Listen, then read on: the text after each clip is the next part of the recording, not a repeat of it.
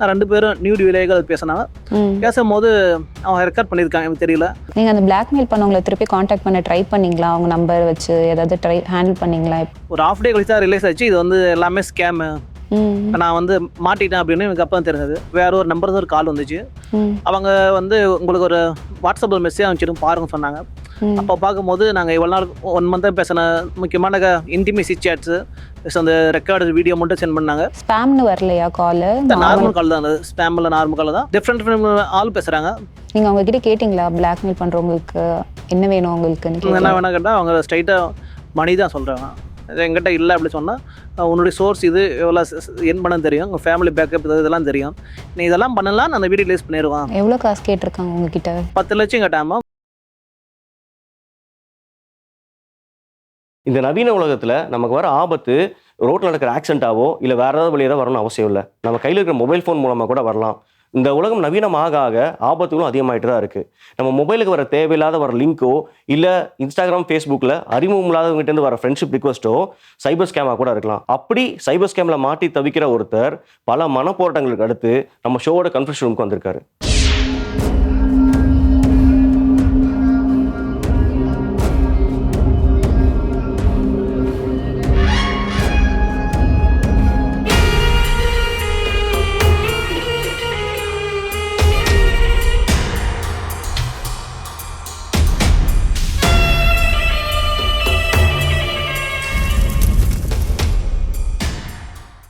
ஃபேஸ்புக்கில் ஃபேக் அக்கௌண்ட்லேருந்து இந்த ஃப்ரெண்ட் ரிக்வஸ்ட்டை நிஜம்னு நம்பி பேச ஆரம்பிச்சிருக்காரு. நார்மலாக போயிட்டு அந்த கான்வர்சேஷன் தடமாறி போயிருக்கு. வணக்கம், சொல்லுங்க. வணக்கம், என்னுடைய பேர் மனைவி பேர். எங்களுக்கு 2 வயசுல ஒரு பெண் குழந்தை இருக்கு மேம். ஓகே, லவ் மேரேஜா அரேஞ்ச் மேரேஜா? லவ் மேரேஜ் தான் மேம். உங்கள் ஒய்ஃப் எங்கே பார்த்தீங்க? நாங்கள் 2 பேரும் சேம் காலேஜ் தான், ஆனால் டிஃப்ரெண்ட் கிளாஸு. ஓகே, அப்போ வந்து ஸ்டார்ட் ஆனது லவ். ஓகே, யார் ஃபர்ஸ்ட் ப்ரப்போஸ் பண்ணா? நான் தான் பண்ணேன். உங்களுக்கு என்ன பிடிச்சிருந்துச்சு உங்ககிட்ட? அவங்களோட அந்த ஸ்மைல், அந்த நல்லா ஃப்ரீயாக பேசுவாங்க, எல்லாருக்கிட்டே ஃப்ரெண்ட்லியாக இருப்பாங்க. பேச பேச பழகாயிட்டு அந்த காலை ஒரு 6 மந்த்லேயே நாங்கள் லவ் போயிட்டுங்க. எந்த ஊர்லேருந்து வந்திருக்கீங்க? உங்கள் வீட்டில் மேரேஜ் எல்லாருக்கும் ஒத்துக்கிட்டாங்களா? ஃபேமிலி பெரிய சப்போர்ட் இல்லை, ரேராக நல்லது கிட்ட கூட கூப்பிடுவாங்க, பேசுவாங்க, அந்த அளவுக்கு தான் வீட்டில் சப்போர்ட்டு. இப்போ நீங்கள் தனி கொடுத்துன்னு வந்திருக்கீங்க? இப்போ சென்னையில் தனி கூட தான் இருக்கேன். என்ன பண்ணிட்டு இருக்கீங்க? ப்ரைவேட் கம்பெனியில் அசிஸ்டண்ட்டாக ஒர்க் பண்ணுறேம்மா. ஓகே. இப்போ ஒய்ஃப் பிஃபோர் குழந்தைக்கு முன்னாடி ஒர்க் பண்ணிட்டு இருந்தாங்க.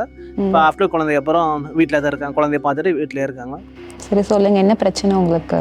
ஆஃபீஸில் ஒர்க் ப்ரெஷர் டென்ஷன் அதிகமாக இருக்கும். அப்பப்போ டீ பிரேக்கு, இந்த லஞ்ச் பிரேக் டைமில் மொபைல் ரெகுலராக சோஷியல் மீடியா யூஸ் பண்ணியிருப்பேன். அந்த டைமில் இந்த மாதிரி ஒரு ஃபேக் ஐடி வந்து ஒரு ரெக்வஸ்ட் வந்தது. ஃபஸ்ட்டு ஃபேக் ஐடின்னு தெரியாது, ஒரு ரெக்வஸ்ட் வந்தனால நான் பேச ஆரம்பித்தேன். அவங்களும் பேசினாங்க. ஒரு அந்த ஒய்ஃபோட அந்த மிஸ் ஆன அந்த பாண்டிங்கு, அந்த கேரிங்லாம் இவங்கிட்ட அப்படி கிடைக்க ஆரம்பிச்சு. கொஞ்சம் ஃப்ரெண்ட்லியாக பேச ஆரம்பிச்சு, கொஞ்சம் பாண்டிங். பேசுனீங்க ஸ்டார்டிங் டேஸில்? என்ன மாதிரி கான்வர்சேஷன் இருந்துச்சு? என்ன பண்ணுறீங்க, என்ன சாப்பிட்டீங்க, எப்படி இருக்கீங்க, லைஃப் எப்படி இருக்குது, இந்த ஒர்க்கை தாண்டி கொஞ்சம் ஃப்ரீயாக பேச. எனக்கு குழந்தைன்னா ரொம்ப ஸ்ட்ரெஸ்ஸாக இருந்தேன், அவங்கள கேர் பண்ணுறதுன்னு அந்த எக்ஸ்பீரியன்ஸ் எல்லாம் பார்த்துதானே இருக்கிற ரொம்ப கொஞ்சம் ஃப்ரீயாக பேச ஆரம்பிச்சாங்க. புரியுது, ஃப்ரெண்ட்லியாக. இங்கே எந்த ரெஸ்பான்சிபிலிட்டியும் இல்லாமல் கேர் ஃப்ரீயாக பேசுகிற மாதிரி இருந்தது. அதாவது அதுக்கப்புறம் கொஞ்சம் அவங்க கொஞ்சம் அட்டாச்மெண்ட் நிறைய வந்து ஆரம்பிச்சிச்சு. அப்படி பேச ஆரம்பிச்சிட்டாங்க. ஒரு 2-3 வீக்ஸ் பேச ஆரம்பிச்சோடனே ரொம்ப க்ளோஸ் ஆகிட்டாங்க. நீங்கள் உங்கள் ஸ்ட்ரெஸ் எல்லாம் உங்ககிட்ட ஷேர் பண்ணிக்கிட்டீங்க? ஷேர் பண்ணுவோம். அவங்க ரொம்ப அதே மாதிரி அவங்களும் ஷேர் பண்ணுவாங்களா? அவங்க லைஃப் பற்றி, அவங்க ஸ்ட்ரெஸ் பற்றி, அவங்க எதனால உங்ககிட்ட பேச ஆரம்பிச்சாங்கன்னு சொல்லியிருக்காங்களா? அவங்களும் நானும் ஒர்க் ப்ரெஷரில் தான் இருக்கேன், நானும் ஒர்க் பண்ணிட்டு இருக்கிறேன். நான் வந்து அன்மேரிடு, நானும் ஒர்க் ப்ரெஷராக, நான் ஐடி ஒர்க் பண்ணிட்டு நான் அந்த மாதிரி ஃப்ரீ டைமில் சோசியல் மீடியா யூஸ் பண்ணுவேன்.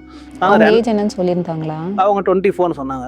ஓகே. ஒரு ரேண்டமாக நானும் யூஸ் பண்ணுவோம் அப்படி சொல்லி, நம்ம குட் ஃப்ரெண்ட்ஸாக இருக்கலாம், கேர்டேக்கராக இருக்கலாம், வெல்விஷராக இருக்கலாம் சொல்லி அந்த மாதிரி ஆரம்பிச்சு தான். அப்போ ரெகுலராக நாங்கள் அவங்க சிங்கிள்னு சொல்லியிருந்தாங்க. சிங்கிள் சொல்லியிருந்தாங்க. இந்த மாதிரி ஒன்றும் அலைன்ஸ் ஒன்று 1 or 2 years 25+ நாங்கள் மேரேஜ் பண்ணி பேசியிருந்தாங்க. சரி ஓகே, இல்லை ஐடினா சரி ஓகே பேசியிருந்தாங்க. கொஞ்சம் பேச ஃப்ரீயாக இருந்தாலும் பேச பேசிட்டே இருந்தாங்க. புரியுது. உங்கள் ஏஜ் என்ன ஆக்சுவலி? 32. ஓகே. அதான் ஸ்டார்டிங்கில் உங்கள் 2 பேர் ஸ்ட்ரெஸ்ஸும் நீங்கள் மாற்றி பேசிட்டே பேசியிருந்தேன். அப்புறம் ஃப்ரீயாக பண்ணிட்டு உங்கள் ஹாபி என்ன பண்ணிடுவீங்க, எங்களோட நிறைய ஹாபிஸ் ஹேபிட்லாம் கிட்டத்தட்ட சேமாக இருந்தது. கொஞ்சம் ஃப்ரீயாக பேசினா மோஸ்ட்லி அவங்களும் ஆன்லைன்லேயே இருப்பாங்க, நானும் ஆன்லைன்லேயே இருப்பேன். ஃபோன் கால் ரொம்ப கம்மியாக தான் இருப்பாங்க, ஆனால் சேட் அதிகமாக பேசிகிட்டே இருந்தாங்க. ஓகே. ஆனால் இப்போ வீட்டில் போன அந்த ஸ்ட்ரெஸ் எல்லாம் எதுவுமே கிடையாது.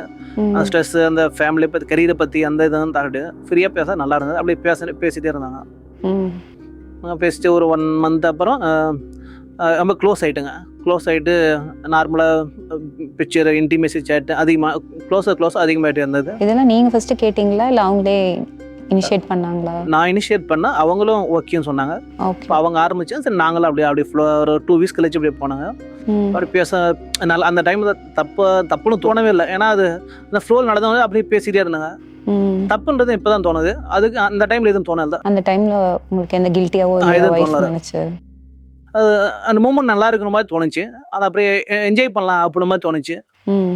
ஏதோ ஆன்லைன் தானே அப்படின்ற மாதிரி தோணுச்சு. எப்பவுமே சேட்டுக்கு அவைலபிளாகவே தான் இருப்பாங்களா? டக்குன்னு ரிப்ளை பண்ணிடுவாங்க? ஆமாம், இப்போ நான் பண்ணால் டக்குன்னு ரிப்ளை பண்ணலாம்.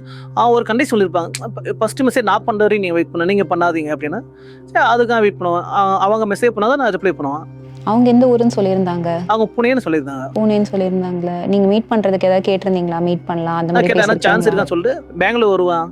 முடிஞ்சால் பெங்களூரில் ஒர்க் தான் வருவான். நான் முடிஞ்சால் அந்த டைமில் உங்களுக்கு மியூச்சுவலாக தான் நம்ம மீட் பண்ண ட்ரை பண்ணலாம் அப்படின்னு சொல்லி பேசுனாங்க. இப்போ எந்த டைம் கேட்டால் ஒரு 3 to 3 months மேலே வருவோம் அப்படின்னு சொன்னாங்க. சரி நானும் மீட் பண்ண இன்ட்ரெஸ்டாக இருந்தேன். சரி சான்ஸுக்கு ஏதாவது மீட் பண்ணலாம்னு சொல்லிட்டு ரொம்ப நல்லா பேசினாலும் அப்படியே கண்டினியூ பண்ணியிருந்தாங்க. அவங்களுக்கு தமிழ் தெரியுமா? தமிழ் இங்கிலீஷ் தான். இங்கிலீஷில் தான் பேசிகிட்டு இருந்தீங்க 2 பேருமே? ஓகே. அவங்களோட ப்ரொஃபைல் பிக்சர்லாம் அவங்களோட ஃபோட்டோவே தான் இருந்ததா? ஒரு நார்மலாக ஃப்ளவர் மாதிரி இருந்துச்சு, அனிமேஷன் ஃப்ளவர் மாதிரி வச்சுருந்தாங்க. அவங்க பிக்சர் கிடையாது. இப்போ என்னுடைய சோஷியல் எல்லாத்துலையும் நீங்களே உங்கள் ஃபோட்டோ தான் இருக்கும்? ஃபோட்டோ ஃபேமிலி ஃபோட்டோலாம் இருந்தது உள்ள. ஓகே. பார்த்துட்டு பேசிட்டாங்க. இப்போ என்னுடைய பர்சனாக சொன்னாங்க, அவங்க முழுமையாக சொல்ல அவங்க ஃபேமிலி என்ன பண்ணதில்ல, ஒர்க் பண்ணுறோம்னு சொல்லுவாங்க. என்ன ஒர்க் பண்ண சொன்னாங்க, எங்கே ஒர்க் பண்ணுறேன் அவ்வளோதான். நான் வந்து ஃபுல்லாக சொல்லிட்டு இருந்தேன் என் ஃபேமிலி என்ன, ரேடியோ என்ன. ஆனால் அவங்க கேட்கலையா? உங்களுக்கு ஒய்ஃப் குழந்தைலாம் இருக்கு, ஏன் என்கிட்ட பேசுகிறீங்கன்னு அவங்க கேட்கலையா? அவங்க வந்து ஃப்ரெண்ட்லியே பேசும்போது அப்படியே பேச ஆரம்பிச்சுட்டேன். அவங்க ரொம்ப நான் ஃபஸ்ட்டே சொல்லிட்டேன் நான் என் ஃபேமிலி என்ன அப்படின்னு. அவங்க அதை ஓகே ஃப்ரீயாக விடுங்க, ஓகே எல்லாம் நார்மலாக தான், அப்படியே கொஞ்சம் இந்த டைமில் அப்படி தான் இருக்கும், இன்னும் 3-4 இயர்ஸாக சரியாக போயிடும், எல்லாமே ஒரு அண்டர்ஸ்டாண்டிங் வந்துடும் அப்படின்னா. அந்த ஃபேஸ்புக் ரிக்வஸ்ட் தனக்காக பின்னப்பட்ட வலைன்னு தெரியாமல் ஒரு பொண்ணு நினச்சி வரம்பு மீறி பேசியிருக்காரு. அது பின்னாடி இந்த சூழ்ச்சி பற்றி அவருக்கு தெரியல. அவர் பேசின அந்த வீடியோ ரெக்கார்ட்ஸ் அண்ட் சாட்ஸை சோஷியல் மீடியா போட்டுருன்னு சொல்லி மிரட்டி அவர்கிட்ட 10 லட்ச ரூபா கேட்டிருக்காங்க. டவுட் வரலையா மேரிட் மேன் கிட்ட பேசுகிறாங்களேன்னு? எனக்கு டவுட் வரல, எனக்கு அந்த மாதிரி எனக்கு அந்த தாட்டே வரல. நான் நினச்சேன் நம்ம சேட் என்ன பண்ண போகிறோம், இதெல்லாம் என்ன இருக்க போகுது, நேரில் மீட் பண்ணாவது இருக்கேன், அந்த சேட்டை அவங்க பண்ணாதான் நம்ம பேச போகிறோம். மோஸ்ட்லி வீட்டில் வந்து ஒய்ஃபு தெரியாமல் யூஸ் பண்ண போகிறோம். அதனால் அந்த தாட் எனக்கு வரல. ரொம்ப இன்டிமிஸியாக போன அப்புறம் வீடியோ கால் பேசான்னு சொல்லி கேட்டிருந்தேன். அவங்க 1 or 2 days சொல்லியிருந்தாங்க. அந்த 1 or 2 days வந்து நான் வெயிட் பண்ணுற மாதிரி இருந்தது. நான் அதை ரொம்ப எக்ஸ்பெக்ட் பண்ணேன், ஏகலாம் வெயிட் பண்ணியிருந்தேன். ஒரு 2 days கழிச்சு ஓகே சொல்லிட்டாங்க. நான் 2 பேரும் நியூ வீடியோகள் பேசினாங்க. பேசும்போது அவங்க ரெக்கார்ட் பண்ணியிருக்காங்க, எனக்கு தெரியல. ஒரு நாள் கழிச்சுட்டு அடுத்த நாள் அவங்க நார்மலாக சொல்லுவாங்களே, நான் சொல்கிற வரைக்கும் நான் மெசேஜ் பண்ண நீங்கள் மெசேஜ் பண்ணாதீங்கன்னு. அந்த மெசேஜ் நான் வெயிட் பண்ணிருந்தேன். ஆனால் மெசேஜ் அந்த 1 day ஃபுல்லாக வரல. அந்த 1 day பிஃபோர் தான் நாங்கள் நம்பர் எக்ஸ்சேஞ்ச் பண்ணிக்கினேன். ஓகே. சரி அவங்க அந்த சொன்ன காரணம் நான் மெசேஜும் காலை எதுவும் பண்ணவே இல்லை. எனக்கு என்ன பையனா, இப்போ அவங்க என்ன வீட்டில் மாட்டிப்பாங்களா, அவங்களும் ஃபேமிலி பற்றி பெருசாக சொல்ல, பட் ஆனால் அவங்க அன்மையிலிக்கிற இல்லை. சரி வீட்டில் தான் மாட்டிருப்பாங்களே, வீட்டுக்கு போயிருப்பாங்க, ஒர்க் ப்ளஸ் இருப்பான்னு சொல்லி நான் கால் பண்ணல. பட் ஒரு ஹாஃப் டேக்காக ஒரு ஈவினிங் மேலே எனக்கு வேற ஒரு நம்பர் தான் ஒரு கால் வந்துச்சு. அவங்க வந்து உங்களுக்கு ஒரு வாட்ஸ்அப்பில் மெசேஜ் அனுப்பிச்சிடும் பாருங்க சொன்னாங்க. அப்போ பார்க்கும்போது நாங்கள் இவ்வளோ நாள் 1 month பேசின முக்கியமான இன்டிமேசி சேட்ஸு, அந்த ரெக்கார்டு வீடியோ மட்டும் சென்ட் பண்ணாங்க. ஸ்பேம்னு வரலையா கால்? நார்மல் கால் தான், ஸ்பேமில் நார்மல் கால் தான். டிஃப்ரெண்ட் ஆள் பேசுகிறாங்க, லேடிஸ் வாய்ஸ் வருது, ஜென்ஸ் வாய்ஸு. எனக்கு யாருன்னா தெரியவே இல்லை. அப்புறமேட்டு எனக்கு ஒரு ஹாஃப் டே கழிச்சு தான் ரிலீஸ் ஆச்சு, இது வந்து எல்லாமே ஸ்கேமு, நான் வந்து மாட்டிட்டேன் அப்படின்னு எனக்கு அப்போ தான் தெரிஞ்சது. அதுதான் வெளியே அந்த பொண்ணு நம்பர் கொடுத்துருந்தாங்களே, கால் பண்ண ட்ரை பண்ணீங்களா? நம்பர் சுவிட்ச் ஆஃப் இருந்துச்சு. அந்த அவங்க சோஷியல் மீடியா அக்கௌண்ட்டும் டீஆக்டிவேட் ஆயிடுச்சு. அப்போதான் நான் அந்த அக்கௌண்ட் போய் செக் பண்ணும்போது தான் எனக்கு தெரிஞ்சது இது ஃபேக் அப்படின்னு. அப்புறமா தான் கண்டுபிடிச்சு. அவங்க என் ஃபோனை ஃபுல்லாக ஆட் பண்ணிட்டாங்க. இப்போ நான் போலீஸ் போனாலே அவங்களுக்கு தெரியும். இப்போ சோஷியல் மீடியா ஃபோனை ஹேக் பண்ணிட்டாங்க. அதாவது என்னுடைய ஹேக் பண்ணிட்டு எனக்கு எப்படி தெரியும்னா, என்னுடைய முக்கியமான நம்பர்லாம் சென்ட் பண்ணாங்க. என்னுடைய ஃபேமிலி நம்பரு, முக்கியமான ரிலேட்டிவ் நம்பர்லாம் சென்ட் பண்ணாங்க. நான் யாரெல்லாம் லாஸ்ட்டாக பேசணுன்ற டீட்டெயில் வரைக்கும் சென்ட் பண்ணாங்க. பட் இது வந்து எனக்கு இது வந்து ஆர்கனைஸ் கிரைம் மாதிரி தான் தெரிஞ்சிச்சு. எனக்கு பிளான் பண்ணியிருக்காங்க மாதிரி. நீங்கள் அவங்க கிட்ட கேட்டிங்களா, பிளாக்மெயில் பண்ணுறவங்களுக்கு என்ன வேணும் உங்களுக்கு? என்ன வேணா கேட்டால் அவங்க ஸ்ட்ரைட்டாக மணி தான் சொல்கிறாங்க. என்கிட்ட இல்லை அப்படி சொன்னால் உன்னுடைய சோர்ஸ் இது எவ்வளோ என் பண்ண தெரியும், உங்கள் ஃபேமிலி பேக்கப் இதெல்லாம் தெரியும், நீ இதெல்லாம் பண்ணலாம் நான் அந்த வீடியோ ரிலீஸ் பண்ணிடுவான். எவ்வளோ காசு கேட்டிருக்காங்க உங்ககிட்ட? 10 லட்சம் கேட்டாமா, ஃபைனலாக வந்து 7 lakh முடிச்சுக்கணும் அப்படின்னு சொன்னாங்க. உங்கள் ஃப்ரெண்ட்ஸ்க்கு யார்கிட்டயே ஷேர் பண்ணியிருக்கீங்களா இதை பற்றி? இல்லை எனக்கு நான் இந்த இன்டர்கேஸ்ட் மேரேஜ் பண்ணல எனக்கு கம்யூனிகேஷன் ரொம்ப குறைஞ்சிச்சு. ஃப்ரெண்ட்ஸ்கிட்டயும்? ஆமாம், பேசுவாங்க ரொம்ப ரொம்ப குறைஞ்சிச்சு. ஏன்னா நான் வந்து இங்கே ஒர்க்கு ஃபேமிலியோட இருந்தேன். நான் நேட்டிவ் ஃபுல்லாக அங்கே தான் ஃப்ரெண்ட்ஸ் அதிகமாக இருந்தாங்க. இங்கே ஒர்க்கில் இருந்த ஃப்ரெண்ட்ஸ் தான் சும்மா ஹாய் பாய், ரொம்ப யாராவது ஆஃபீஸில் பேசுறதா சரி, ரொம்ப க்ளோஸ் ஃப்ரெண்ட்ஸ்லாம் கிடையாது. நீங்கள் ஸ்ட்ரெஸ்ஸாக இருக்கிறத பார்த்து உங்கள் ஒய்ஃப் எதுவும் கேட்கலையா ஏன் ஸ்ட்ரெஸ்ஸாக இருக்கீங்கன்னு? அவங்களும் கேட்பாங்க, அப்பப்போ கேட்டுருப்பாங்க, நீங்கள் ரொம்ப மாட்டிங்க, எனக்கும் குழந்தைக்கும் டைம் ஸ்பெண்ட் பண்ண சொல்லாங்க. நான் இந்த மாதிரி குழந்தைக்காக உனக்காக தான் நான் உழைச்சிட்டு ஒர்க் பண்ணிட்டு இருக்கிறேன், அதனால தான் ஸ்ட்ரெஸ்ஸாக இருக்கிறேன், எனக்கு கேட்டால் என்ன டிஸ்டர்ப் பண்ணாத, நான் ஆல்ரெடி ஸ்ட்ரெஸ்ஸாக இருக்கேன், டென்ஷனாக இருக்கான்னு சொல்லி அவங்க பேச்சடி கட் பண்ணியிருப்பாங்க. புரியுது. போலீஸ் கிட்ட போகிறதுக்கு எதுவும் உங்களை ஸ்டாப் பண்ணுது? போயிருக்கலாம்ல. அவங்க எப்படி பண்ணாலும் நீங்கள் போனாலும் வீடியோ ரிலீஸ் பண்ணி சொல்கிறாங்க. அந்த பயம் எனக்கு அதிகமாக இருக்குது. எப்படி ஒய்ஃபை ஃபேஸ் பண்ண தெரியல, என் ரிலேட்டிவ் எப்படி ஃபேஸ் பண்ண தெரியல, ஒர்க் பண்ணுற கொலீக்ஸ் கூட எப்படி ஃபேஸ் பண்ண தெரியல, சொசைட்டிலாம் எப்படி ஃபேஸ் பண்ணுறது தெரியல. அதாண்டி என்னோட இப்போ சரியாக சாப்பிட முடியல, தூங்க முடியல, எதுவுமே நானாகவே இல்லை. என்ன பண்ணுறதுன்னு எனக்கு தெரியல. ஃபுல்லாக பிளாக்காக இருக்கும், மைண்ட் ஃபுல்லாக ஒரே தரல. அவங்க என்ன பண்ணுவாங்கன்னு நினைக்கிறீங்க உங்கள் வீட்டில் எல்லாம் தெரிஞ்சா? அதான் தெரியலமா, அவங்க என்ன அவங்க பார்க்கற எனக்கு பயமாக இருக்குது. இதுக்கு முன்னாடி ஒய்ஃப்லாம் ஒரு 10 நிமிஷம் தான் பேசுவேன். இப்போ அவங்ககிட்ட பேச கூட என்னால் முடியல. ஒய்ஃபு குழந்தையும் மோஸ்ட்லி நான் அவங்கள அவாய்ட் பண்ணிடுறேன். இந்த 1 வீக்காகவே நம்ம கில்ட்டியாக இருக்கிறதுனால எனக்கு என்ன தோணுன்னா, அவன் போலீஸில் போனாலும் வீடியோ ரிலீஸ் பண்ணி தான் தோணுது, போகிறதுனாலே வீடியோ ரிலீஸ் பண்ணி தான் தோணுது. இப்போ என்ன பண்ணுறது, லாஸ்ட் 1 வீக்காக அந்த சாப்பாடு தூக்கம் அதை பற்றி எந்த நினைப்பும் கிடையாது. ஒரே நினைப்பு, இந்த பிரச்சனைலேருந்து எப்படி வெளியே வரணும், வீடியோ வெளியே வராமல் இருக்கணும், இந்த முடிஞ்ச வரைக்கும் இந்த ரெண்டுமே வீடியோ வெளியே வரக்கூடாது, இந்த பிரச்சனைலேருந்து வெளியே வரணும். அதுக்கு என்ன பண்ணுறதுன்னு தெரியாமல் இருக்கான். பாடி ரொம்ப படப்படன்னு இருக்கா? அவன் ஃபுல்லாக பயத்தில் தான் இருக்குது. இந்த பிரச்சனை அதிகமாக சூசைட் தான் அதிகமாக இருக்குது. நான் சூசைட் பண்ணிங்கன்னா என்னை நம்பி வந்த ஒய்ஃப் இருக்காங்க, குழந்தை இருக்காங்க, இதெல்லாம் விட்டுட்டு போகவும் எனக்கு விருப்பம் இல்லை. இந்த பிரச்சனையை முடிச்சிடு. எனக்கு வந்து இப்போ என்னென்னா சூசைட் பண்ணக்கூடாது, பிரச்சனையை முடிக்கணும், அதுக்கு வழியில் தெரியல. நீங்கள் அந்த பிளாக்மெயில் பண்ணவங்களை திருப்பி காண்டாக்ட் பண்ண ட்ரை பண்ணிங்களா? அவங்க நம்பர் வச்சு ஏதாவது ஹேண்டில் பண்ணிங்களா? நான் ட்ரை பண்ணேன், என்கிட்ட அவங்க ஒரு நம்பர் தான் இருந்தது, அவன் அக்கௌண்ட் டிஏ கிட்டேச்சு. நான் ட்ரை பண்ணேன், ஆனால் ரீச் ஆகல. பட் ஆனால் அவங்க ஸ்கேம் பண்ணது ரிப்பீட்டடாக கால் ஒரு ஒன் டேக்கு ஒரு 3-4 டைம் வந்துட்டே இருந்துச்சு. ஒவ்வொரு டைம் ஒவ்வொரு நம்பர் வந்து கால் பண்ணுறாங்க. அது எல்லாமே டிஃப்ரெண்ட் ஏஏலேருந்து பேசுகிறாங்க, டிஃப்ரெண்ட் வாய்ஸில் வருது. ஸோ ஆக்சுவலாக அந்த வீடியோவே ரெக்கார்டோட வீடியோ தான். இந்த மாதிரி டிஃப்ரெண்ட்லாம் வந்தாலும் அவங்க இந்த மாதிரிலாம் இதெல்லாம் எனக்கு பார்த்தோமா தெரியுது, இவங்க ரொம்ப ஆர்கனைஸான மெம்பர்ஸ், ஸ்கேம் மெம்பர்ஸ்னு. அந்த அவங்க பேசுகிற மேட்டர்லாம் புரியுது, பட் எனக்கு பயம் அதிகமாக இருக்குது. மற்றவங்க வரும்போது எனக்கு அது ஒரு நியூஸாக தான் இருக்குது, எனக்கு வரும்போது ஒரு இன்சிடென்ட் மாறுது. புரியுது, ஏதாவது தப்பாக பண்ணி லீக் ஆகிடுமோ எனக்கு அது மற்றவங்க அது நியூஸாக இருக்குது, எனக்கு வந்து எமோஷனலாக மாறுது அது. அதனால் எல்லா இடத்துலையும் பார்த்துட்டே தான் இருக்கேன், நிறைய ஆர்டிக்கல்லாம் படித்தேன், நிறைய பார்க்கும்போது அது நியூஸாக தெரியுது, ஒரு நியூஸாக ஒரு ஆர்டிக்கல் தெரியுது, எனக்கு வரும்போது ஒரு பெரிய ட்ராஜடியே தெரியுது. இந்த சைபர் ஸ்கேமர்ஸோட வலையில் மாட்டி தவிச்சவர் என்னோட மனைவிக்கிட்டையும் குழந்தைகிட்ட கூட நார்மலாக பேச முடியாமல் ஒரு குற்ற உணர்ச்சியில் தவிச்சிட்டு இருக்காரு. இந்த சைபர் ஸ்கேமர்ஸோட மிரட்டலுக்கு பயந்து தன்னோட நண்பர்கள்கிட்டயோ வேறு யார்கிட்டையுமே எதுவுமே ஷேர் பண்ண முடியாமல் என்ன பண்ணுறதுன்னு தெரியாமல் ரொம்பவே குழம்பி போயிருக்காரு. அவங்க இதே சுச்சுவேஷனில் உங்கள் ஃப்ரெண்ட் இருந்தால் என்ன சொல்லியிருப்பீங்க? ஃப்ரெண்டு தான் என்ன சொல்லியிருப்பேன்னா, ஒன்றும் பிரச்சனை இல்லை, வெயிட் பண்ண பார்த்துக்கலாம், நம்ம வேற ஒரு வழி இருக்குது, நமக்கு பிரச்சனை எப்பயும் எதே கொண்டு வந்துடலாம், தைரியமாக இரு, நான் நம்பி ஒரு குடும்பம் எல்லாமே இருக்குது, நாங்களாம் ஃப்ரெண்ட்ஸ் தான் இருக்காங்க, ஃபேமிலியாக இருக்குது, தைரியமாக இரு, பார்க்கலாம் அப்படின்னு சொல்லி அவனை தைரியம் படுத்திருப்பேன். நீங்கள் இதை எப்படி ஹேண்டில் பண்ணிட்டு இருக்கீங்க? எனக்கு எப்படி ஹேண்டில் பண்ணால் பயத்தை வழியே தான் இருந்துருக்கிறேன். நான் ஃபுல் டைம் பயமாக தான் இருக்கிறேன். ஃபோனை பார்த்தாலையும் அந்த மெசேஜ் பார்த்தாலையும் ஒய்ஃபு குழந்தைய பார்த்தாலையும் பயம் ப்ளஸ் கில்ட்டியாகவே வந்துகிட்டே இருக்கேன் நான். ஆனால் இப்போ மைண்ட் ஃபுல்லாக ஒரு பிளாக்காக இருக்குது, எனக்கு என்ன பண்ணலன்னு தெரியல.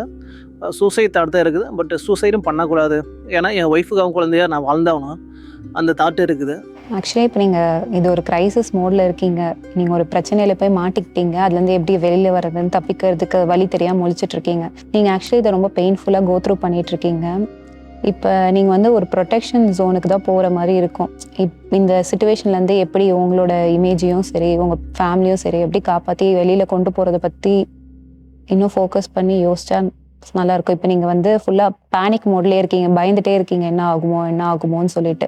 அந்த பயமே வந்து இப்போ நம்ம என்ன பண்ணணும் அப்படின்றத யோசிக்க விடாமல் அந்த பயம்தான் உங்களை ரொம்ப ரூல் பண்ணிட்டு இருக்கு. நீங்கள் பேசுறது தெரியுது, ரொம்ப பதட்டமாக இருக்கீங்க. இந்த பதட்டமாக இருக்கும் போது நம்மளால ஒரு டெசிஷன் எடுத்து நம்ம ப்ரொடெக்ட் பண்ணி கொண்டு போக முடியாது. ஸோ நம்ம கொஞ்சம் பயத்தை குறைச்சிட்டு எப்படி நம்ம இந்த சுச்சுவேஷன் வெளியில் வரணும், எப்படி நம்ம ப்ரொடெக்ட் பண்ணிக்கணும் அப்படின்னு யோசிக்கிற ஜோனுக்கு போனீங்கன்னா இன்னும் நல்லாயிருக்கும். இப்போ இந்த பயத்தை குறைக்கிறதுக்கு என்ன பண்ணணும் அப்படின்னு பார்த்தீங்கன்னா, எப்போ இந்த பயம் வந்தாலும் சரி நடந்துருச்சு, இதுக்கடுத்து நம்ம எப்படி போகலான்னு பார்க்கலாம். உங்கள் ஃப்ரெண்டுக்கிட்ட என்ன சொல்லுவேன்னு சொன்னீங்களே, நடந்துச்சு, எப்படி பாடலான்னு பார்க்கலாம் அப்படின்னு சொன்னீங்கல்ல, அதே மாதிரி உங்ககிட்ட சொல்லி கொஞ்சம் டீப் ப்ரீத் எடுத்து காமாய் என்ன பண்ணலாம் அப்படின்ற மாதிரி ஒரு ஆக்ஷன் ஜோனுக்கு போனீங்கன்னா உங்களுக்கு ஹெல்ப்ஃபுல்லாக இருக்கும். ஆக்சுவலி உங்கள் லவ் ஸ்டோரி வந்து ரொம்ப பெருசு. ரொம்ப வருஷமாக லவ் பண்ணிட்டு இருக்கீங்க. திடீர்னு அந்த ஆப்சன்ஸ் இருக்கும் போது உங்களுக்கு அந்த எமோஷ்னலியும் சரி ஃபிசிக்கலியும் சரி ஒரு ஆப்சன்ஸ் ஃபேஸ் பண்ணிட்டு இருந்திருப்பீங்க. அதனால அந்த டைமில் அந்த ஆப்சன்ஸ் அப்போ இவங்க இருந்தாங்கன்றதுனால உங்களுக்கு அப்படியே கனெக்ட் ஆகிருக்கும். ஸோ நீங்கள் பண்ணது வந்து நிறைய பேர் இப்போல்லாம் பண்ணிகிட்டு இருக்காங்க. பட் இதில் நீங்கள் மாட்டிக்கிட்டீங்க. பட் இனிமேல் உங்கள் லைஃப்பை நீங்கள் இதுலேருந்து வெளியில் வந்து உங்கள் ஒய்ஃப் கூட சந்தோஷமாக வாழ்கிற அளவுக்கு நீங்கள் தான் மாற்றி கொண்டு போகணும். இப்போ கில்ட்டியாக இருக்குன்னு சொன்னீங்களே, ஸோ அப்போ ரியலைஸ் பண்ணிங்களா உங்கள் ஃபேமிலி எவ்வளோ இம்பார்ட்டண்ட் அப்படின்னு? இந்த டைமில் ரொம்ப ரியலைஸ் பண்ணேன். நம்ம ஒய்ஃப் எவ்வளோ முக்கியம், குழந்தை எவ்வளோ முக்கியம், ஃபேமிலி எவ்வளோ முக்கியம் அப்படின்ற மாதிரி. அப்படியே அந்த நீ சொன்ன மாதிரி அந்த பேனிக் மூட்லேயே தான் இருக்குது. ஃபுல்லாக இதுலேயே வர முடியல. ஸோ அந்த பேனிக் மோடில் இருக்கும் போதெல்லாமே டீப் பிரீத் எடுத்து, ஓகே நம்ம பேனிக் மோடில் இருந்தோம்னா எதுவுமே ஹெல்ப் பண்ண போகிறது கிடையாது, நம்ம இப்போ ப்ரொடெக்ஷன் மோடுக்கு போகணும் அப்படின்னு சொல்லி நீங்களே தான் உங்கள் மைண்டை டீப் ப்ரீத் பண்ணி கொஞ்சம் காம் பண்ணி கொண்டு போகணும். அண்ட் நான் இப்படி பண்ணதுக்கும் ஒரு வேலிட் ரீசன் இருக்குது. எல்லாருக்குமே ஒரு நீடுன்னு இருக்குது, ஒரு எமோஷன் இருக்குது. அது ஆப்சண்ட்டாக இருக்கிறதுனால இந்த தப்பு பண்ணிட்டேன். பட் இனிமேல் நான் அதை ரியலைஸ் பண்ணி வெளியில் வருவேன். இப்போ இந்த ஜோன்லேருந்து என்னை ப்ரொடெக்ட் பண்ணிவிட்டு வெளியில் வருவேன்ற ஒரு ஆக்ஷன் மைண்ட் செட்டோட வெளியில் வந்தீங்கன்னா நல்லாயிருக்கும். ஓகேவா? அதே மாதிரி இந்த மாதிரி உங்களை பயமுறுத்துறவங்க எல்லாமே வந்து ரொம்ப மேனிப்புலேட்டர்ஸாக இருக்கவங்க எல்லாமே வந்து அவங்க ஒர்க்கே இதுதான்ற போது நம்ம எப்போவுமே உண்மையை சொல்கிறது எப்போவுமே ஹெல்ப்ஃபுல்லாக இருக்கும். இதுக்கடுத்து வேறு எதாவது பண்ணி அதுக்கடுத்து வேறு எதாவது பண்ணி இது கண்டினியூஸாக கொண்டு போகிறதுக்கு நீங்கள் ஒரு போலீஸ் ஹெல்ப் எடுத்துக்கிட்டிங்கன்னா நீங்கள் உண்மையாக சொன்ன மாதிரியும் இருக்கும், அவங்க உங்களுக்கு ஹெல்ப் பண்ண மாதிரியும் இருக்கும். பயம் வரும்போதெல்லாம் டீப் ப்ரீத் எடுத்து என்ன பண்ணலாம் அப்படின்னு யோசிங்க. இல்லைனா உங்களுக்கு தெரிஞ்ச ஃப்ரெண்ட்ஸ், உங்களுக்கு ரொம்ப க்ளோஸ் ஃப்ரெண்ட்ஸ் யாராவது இருந்தாங்கன்னா, இல்லை சொல்லக்கூடிய ட்ரஸ்ட்வர்த்தி பீப்புள் இருந்தாங்க, இல்லை லாயர் இருந்தாங்கன்னா அவங்கக்கிட்டையும் கேளுங்க. ஸோ உங்களுக்கு ட்ரஸ்ட்வர்த்தியான எந்த ஃப்ரெண்ட் இருந்தாலும் அவங்கக்கிட்ட ஷேர் பண்ணுங்கள்.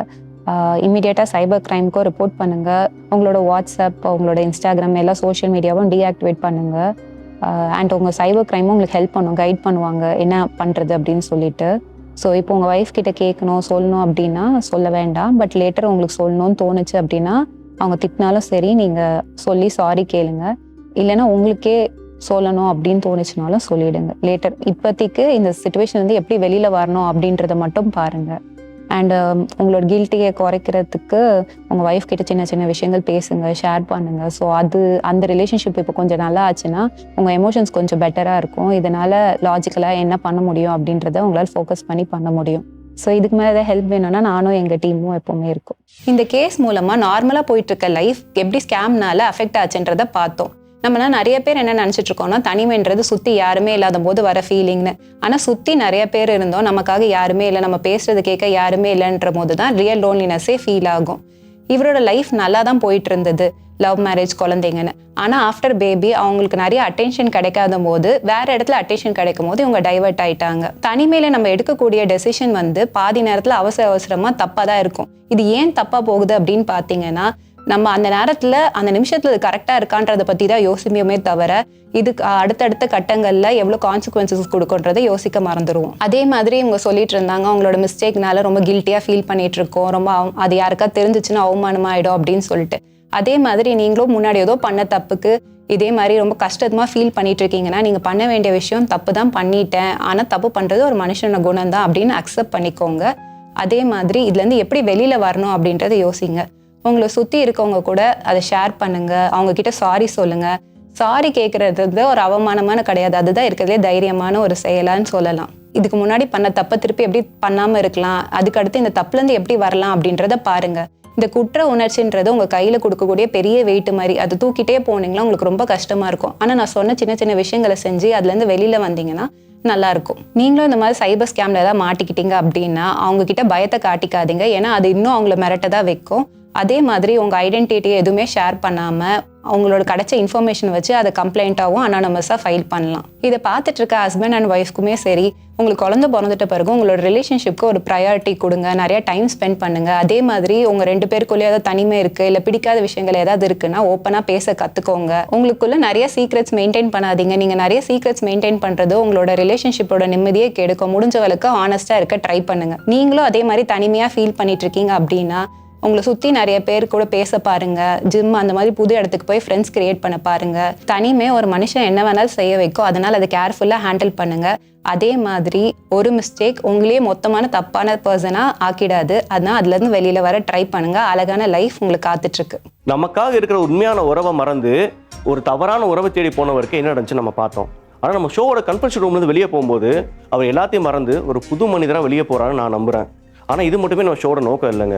இதை பார்க்குற ஒவ்வொருத்தருக்கும் நமக்கு இந்த மாதிரி ஒரு இன்சிடென்ட் நடந்தால் அதில் நம்ம எப்படி மீண்டு வரணுங்கிற தெளிவு கிடைக்கணுங்கிறது தான். மீண்டும் நிஜம் பேசும் நிகழ்ச்சியில் உங்களை சந்திக்கும் வரை உங்களிடமிருந்து விடைபெறுவது சந்தோஷ்.